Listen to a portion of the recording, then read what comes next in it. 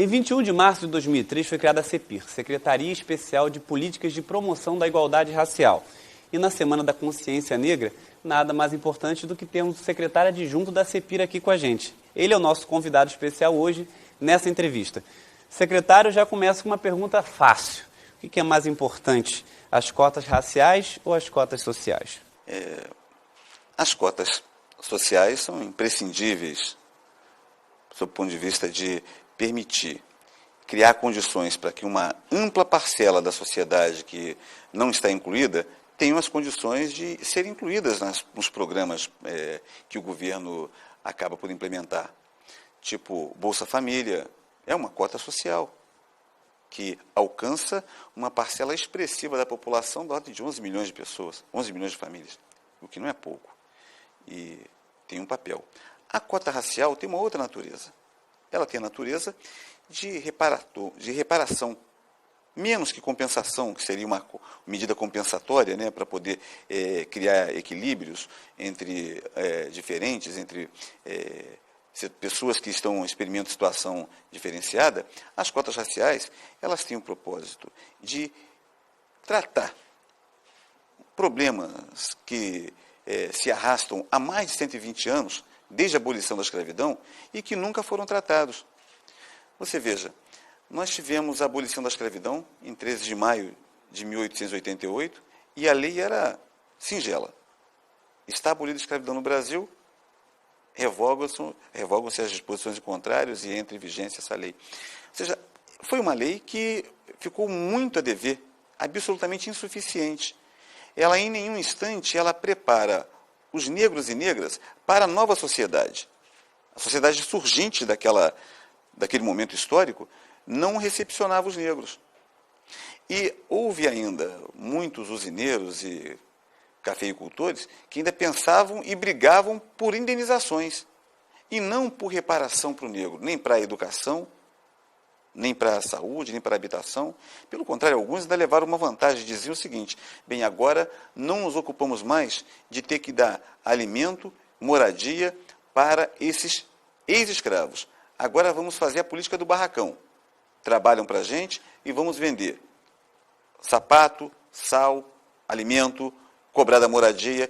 E com isso era o trabalho escravo, né? Colocava aqueles negros e negras recém-libertos ainda numa dependência do senhor absolutamente muito grande. Então eu quero dizer que as cotas raciais, elas, longe de pensar em criar um ambiente de confronto ou um ambiente de uma reparação a 1888, elas acentuam a preocupação de tratar aqueles segmentos que desigualmente, historicamente, foram tratados desiguais, de forma desigual. E o princípio da equidade é tratar os desiguais de forma desigual. Então, daí que, quando se adota uma cota racial, você está exercendo o princípio jurídico constitucional de buscar a igualdade de oportunidades a todos. E as cotas são históricas no nosso país. Sempre tivemos cotas. Tivemos cotas para operários brasileiros, quando os imigrantes acabavam por ocupar todas as vagas nas fábricas. Temos cotas para pessoas com deficiência, tivemos cotas para proprietários rurais que comprovassem aquele título de propriedade. Eles usufruíam eles e seus filhos teriam condições de ter 50% das vagas dos cursos superiores da área de agrárias. Era a famosa Lei do Boi. Essa lei durou perto de 20 anos e formou uma leva de jovens agrônomos, veterinários, zootecnistas, engenheiros florestais, pelo Brasil afora. E essa lei foi importante porque ela buscava ter um propósito de prender o homem no campo. É bem verdade que ela nunca foi contestada, essa cota com a Lei do Boi. Também é bem verdade que quem usufruía daquele benefício tinha terra, não tinha melanina, não tinha cor. Os negros e negras sequer foram contemplados em nenhuma política afirmativa como é uma cota racial. Hoje tem essa discussão de que, a gente criando a cota racial, a gente está segregando. Não sei, parece que eu discordo um pouco que quando a gente não tem acesso a um pedaço da população ao ensino, Eu acho que a cota se cabe, a gente se aceita a cota nesse caso. Mas tem essa chance de haver essa segregação, essa separação? Não, isso aqui é para você, isso aqui não é para você. E aquela discussão de que quem é negro? Ou seja, é uma complicação. O senhor acha que isso ainda é um problema ou a gente já se adaptou um pouco ao sistema de cota? Eu acho que o Brasil está absolutamente adaptado ao sistema de cotas raciais nas universidades. Você veja, nós temos hoje mais de 60 universidades brasileiras realizando a política de cotas. Cotas raciais, mais de 60. E mais de 30 outras instituições realizam algum sistema de alguma pontuação para ingresso de negros e negras.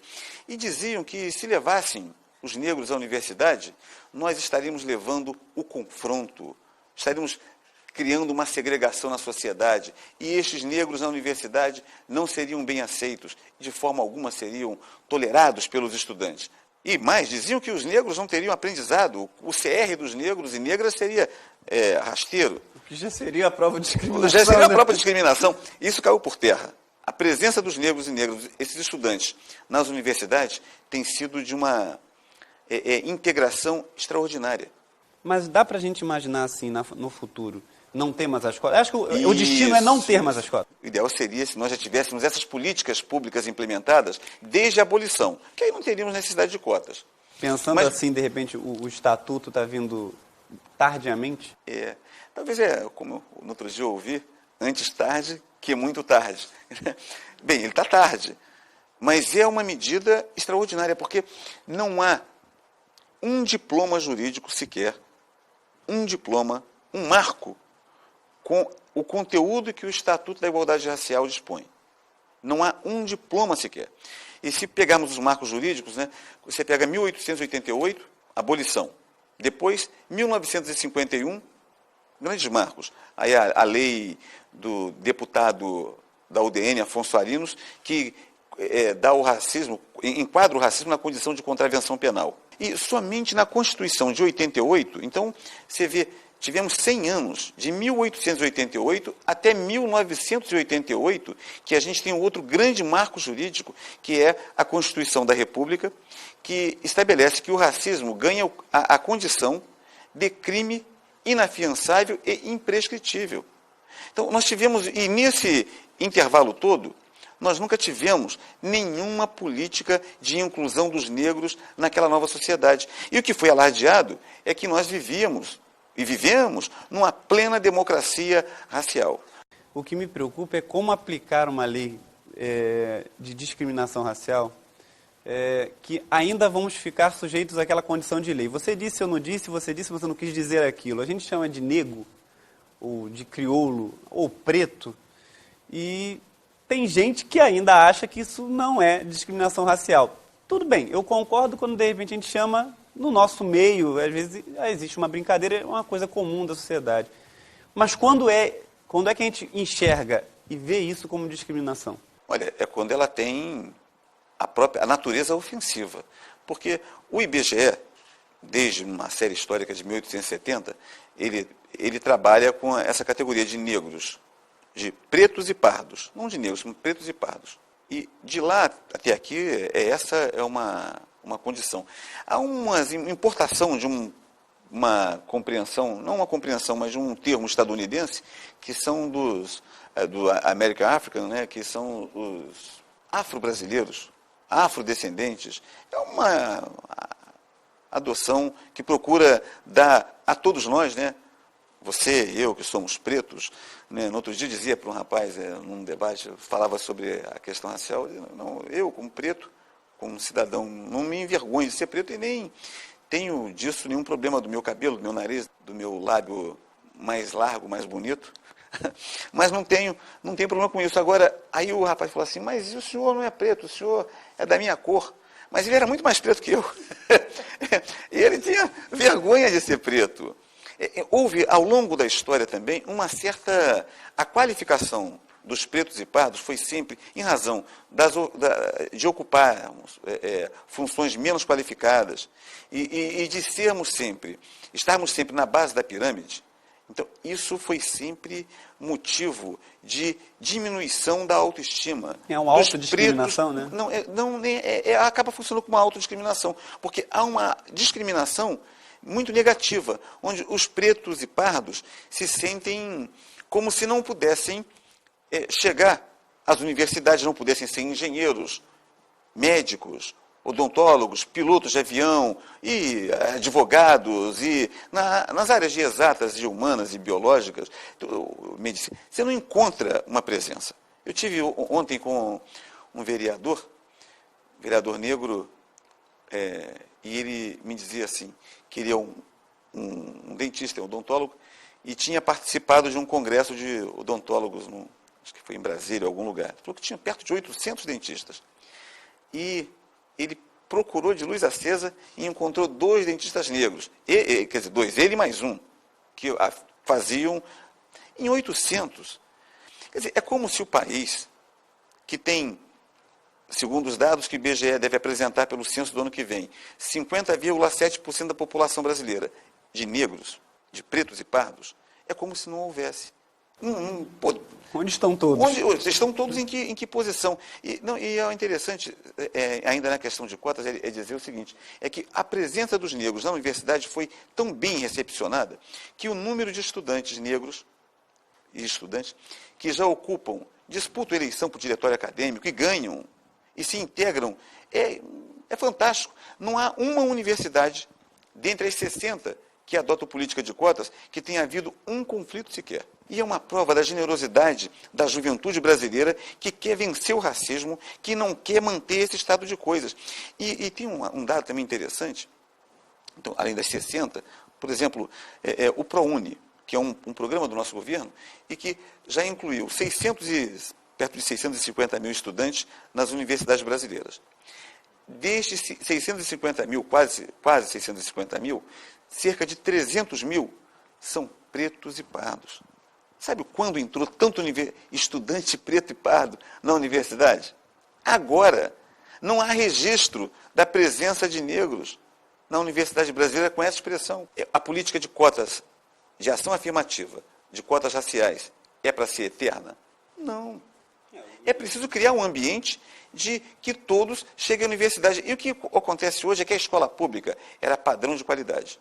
A classe média, a elite, sempre migraram, colocavam seus filhos na escola pública. Ou era o Pedro II que é disputado ainda, ou a aplicação e outros colégios. O princípio da universalização do ensino fez o quê? Que todos nós fôssemos à escola pública. Aí a escola pública, ao longo de dezenas de anos, teve a sua gestão descuidada. Professores mal remunerados, pessoal de trabalho também não suficientemente remunerado e as escolas em condição bastante precárias. Isso criou um ambiente de dificuldade. Aí o que a classe média fez? Ela se mandou da escola pública e foi para a escola particular, para colocar os seus filhos. E a escola pública ficou para a gente. Então, o professor da escola pública e os servidores, eles têm que ter assim, aquele carinho, e tem, o carinho que tem para poder formar aquela juventude, aquelas crianças que são, na sua grande maioria, pretos e pardos, que estão na escola pública e que às vezes não têm ainda o incentivo de buscar a universidade. Agora, quando chega, e detalhe, né? A escola particular, ela recebe uma subvenção expressiva. Qual é a subvenção? Se você está na escola particular, você tem um desconto no seu imposto de renda. Se o pai tiver 5 filhos, ou 3 filhos, uma família, ele tem um desconto no imposto de renda para aqueles 3 filhos, não é para um, para 2 e para 3. Gasto por filho. Então, esse benefício... Como passa isso para... Como passa isso para a sociedade? Então, o estabelecimento, levar os negros e negras à universidade, tem que ser um compromisso. O presidente Lula insiste muito nisso. O ministro Edson Santos é um sonhador, o tempo inteiro trabalha com essa ideia também, porque foi aluno da UERJ, na época não tinha na UERJ tantos negros, como hoje a UERJ é referência no Brasil com a presença de negros e negras. É fantástico. Então, o momento que o país experimenta, desse debate todo, é único. E o Estatuto da Igualdade Racial, colocado nesse cenário, ele seguramente é o ponto de partida. Ele é duas coisas. É uma segunda abolição. Aquelas 1888, insuficiente, vai ser complementada agora por esse estatuto, que agrupa, que consolida um tanto de possibilidades para que os negros e negras tenham as condições de fruição dos bens e serviços, dos bens econômicos, dos bens culturais que estão disponibilizados e que ainda estão inacessíveis para a população negra. Então, ele reúne isso tudo. Então, a segunda abolição que reúne todas essas possibilidades. E mais, ele não é o fim, ele é o ponto de partida para que a gente avance rapidamente, acelere o processo de inclusão de negros e negras e avance nessa construção desse ambiente de igualdade de oportunidades. Porque aí, o que é democracia? É ter um ambiente de igualdade de oportunidades para todos, né? Se a gente avançar, consolida a democracia, recepcionar a diversidade, recepcionar o gênero, recepcionar a orientação sexual, recepcionar indígenas, recepcionar os ciganos, segmentos que estão invisíveis. Como funciona para o secretário viajar num país com uma desigualdade social imensa e ver enxergar todo esse desnivelamento da sociedade? Isso aumenta a responsabilidade de tem muito para fazer? Tem muito. Eu tenho dito até, às vezes, eu tenho trabalhado muito, mas ainda é muito menos do que é necessário, porque o país é muito grande, o desafio que o Ministério da Igualdade Racial enfrenta é gigantesca, do tamanho do Brasil. E uma das principais ações que nos debruçamos é de construir a transversalidade. Ou seja, nós não pretendemos ser, como você aproveitou e ajudou a dizer, que nós não pretendemos ser o Ministério dos Pretos, o Ministério dos Negros. Nós pretendemos construir um ambiente de igualdade racial. E isso tem que ser por todos os órgãos do governo, quais sejam todos os ministérios. Pelo Ministério da Educação e Cultura, para implementar a Lei 10.639, pelo Ministério da Saúde, tratando com as especificidades da saúde da população negra. É o que o Estatuto está vindo para cobrir um monte de coisa. Moradia, educação. Então, você transversalizar, criar essa interface com todos os órgãos. Com isso, você vai ter o orçamento da União a serviço da construção de um país mais justo para todos os brasileiros. Ou seja, o Estatuto vai ter a preocupação principal. O Estatuto vai ter força, vai ter pulmão, vai ter verba para poder atender a essa imensa parte da população brasileira? Seguramente o desafio da inclusão é extraordinário. Como eu disse no início, a Bolsa Família é um programa de ação afirmativa fantástico, que está fazendo uma mobilidade social também nunca vista antes na história do país. Pessoas largando a situação de extrema vulnerabilidade e migrando para uma situação de mais conforto, de mais consumo.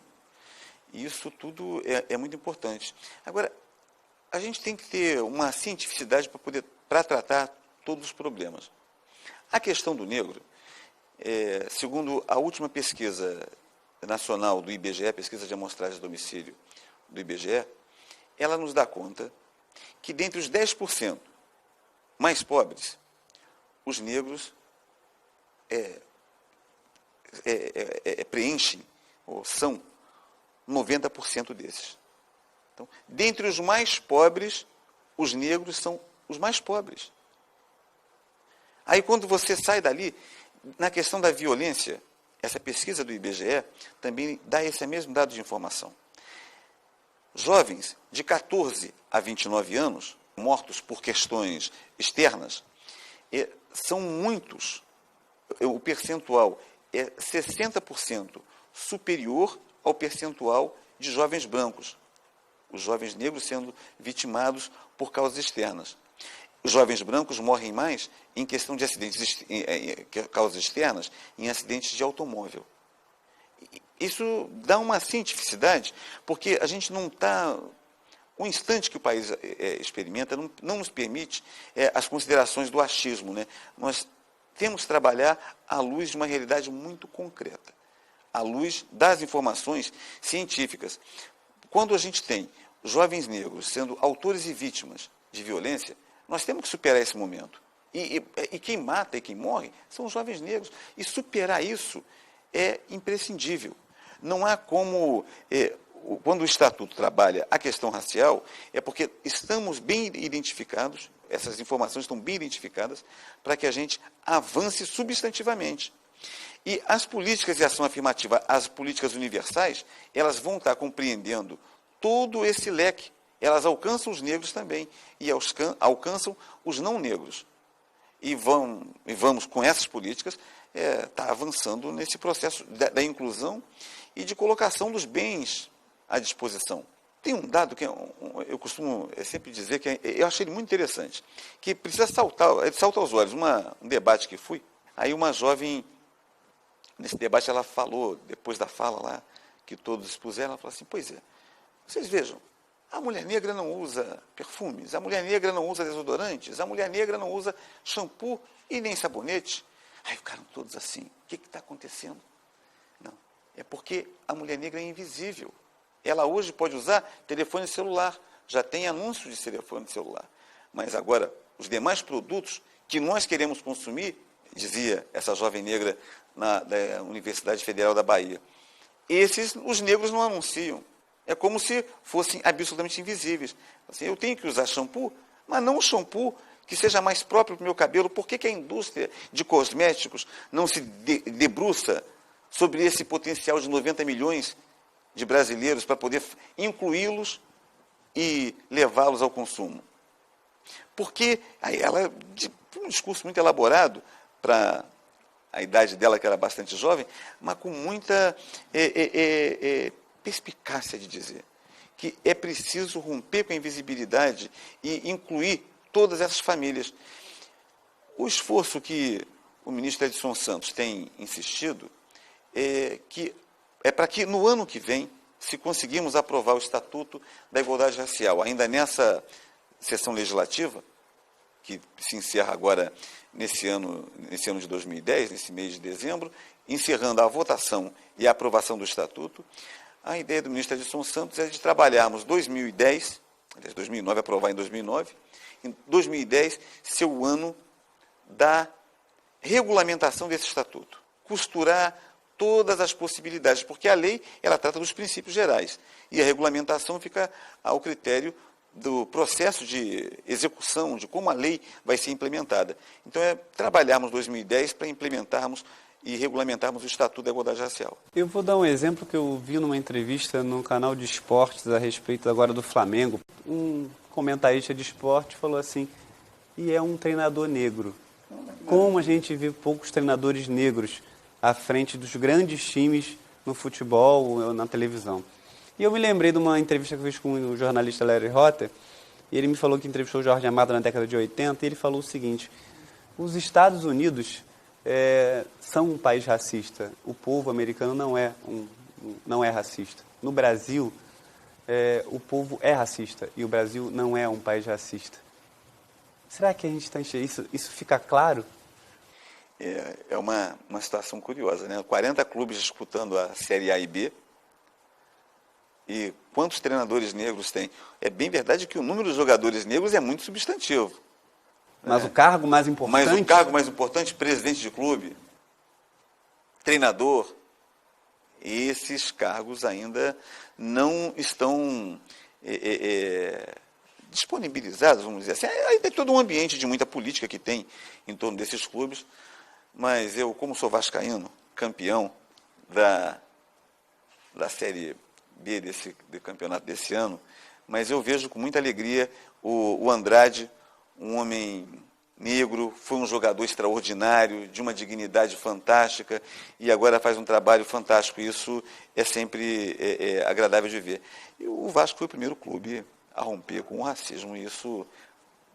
está na história. O pioneirismo que não... O pioneirismo não vão tirar isso nunca da gente, né?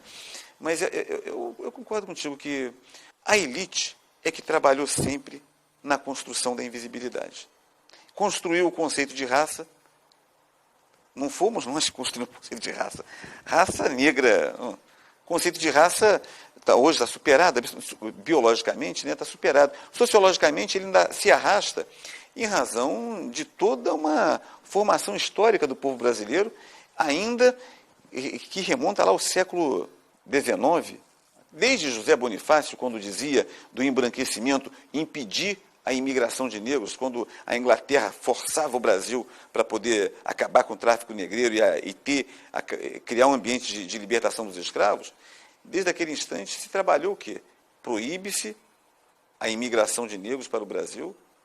Mesmo os negros que tinham sido retornados, que voltavam daqui para a Europa, passavam pela Inglaterra, conseguiam um passaporte britânico, quando chegavam aqui no Brasil, eram presos e deportados.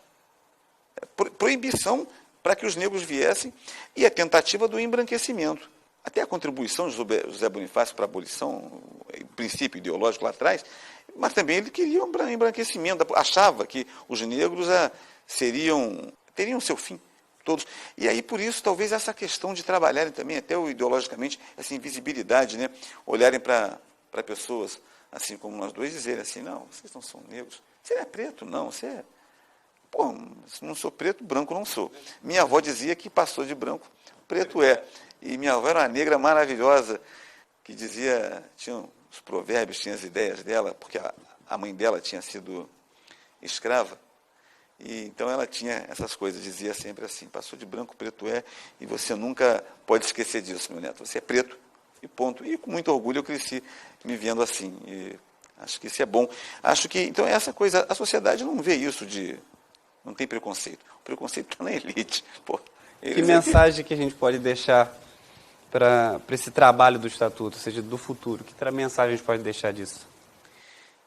Eu acredito que a segunda abolição, a construção e consolidação da democracia em nosso país, com a inclusão de negros e negras.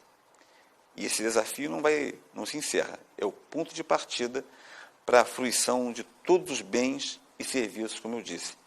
E não vamos deixar de lado, nem um instante, de trabalhar com a inclusão dos ciganos, dos indígenas, de todos aqueles segmentos e pessoas que ainda experimentam a invisibilidade e não estão ainda absolutamente recepcionados pela sociedade. Então, o Estatuto da Igualdade Racial é o diploma mais moderno e, nesse século XXI, é o século da igualdade de oportunidades. E nós temos que ter pressa. Assim como o Betinho dizia, na campanha, chegando dezembro, Natal, que era a campanha da fome, quem tem fome tem pressa. Pois é, e quem tem fome de igualdade, quem quer igualdade também tem pressa. Nós vamos trabalhar rapidamente para poder consolidar a democracia e a igualdade de oportunidades no nosso país. Secretário, obrigado pela oportunidade, obrigado pela entrevista. A gente sabe muito bem como foi difícil a gente conseguir concluir a entrevista. Tivemos uma série de situações que atrapalharam um pouco, mas eu gostaria muito de agradecer de público a sua dedicação, o seu empenho de ter voltado aqui para fazer a entrevista. A gente que tentou iniciar quando teve o apagão e o senhor se prontificou a voltar. Obrigado pela entrevista, obrigado pela participação. Foi um prazer retornar aqui. A Uniswan é uma escola que a gente tem um carinho, me perdoe até ser encerrando, mas Eliseu tem um carinho muito grande.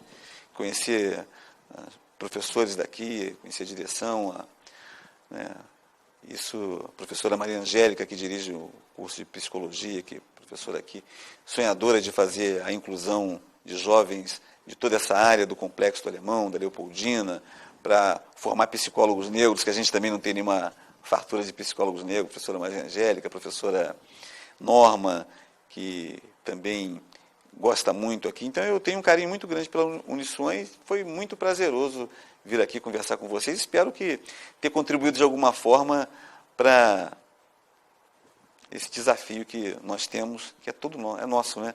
Nada, a gente agradece para o secretário, a gente espera na oportunidade, as portas estão abertas. Muito obrigado.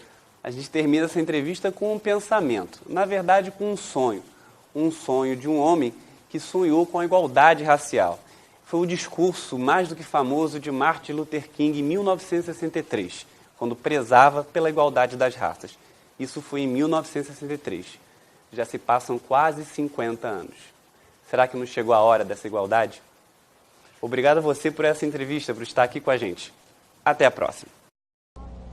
I still have a dream. It is a dream deeply rooted in the American dream.